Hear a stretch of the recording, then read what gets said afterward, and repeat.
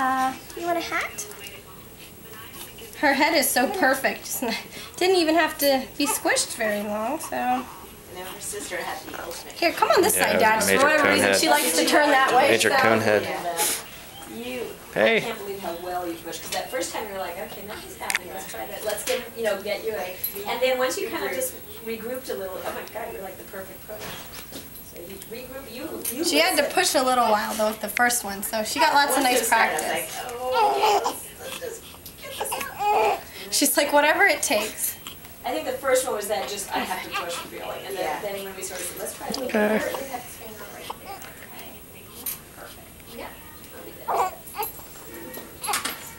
Alright, little one. How are you? Hi. Oh, it's so hard. It is so hard. Let's count out your little fingers. Blood type, Ashley. Believe Positive, but let me check for you. I've had. Okay. Okay. Correct. Yep.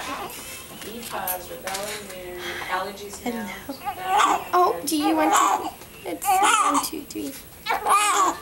So is it weird to have like a 24-hour urine with the protein so high, but then just all the other? It tells me you probably would have done. Are you just doing that? As your urine output might have.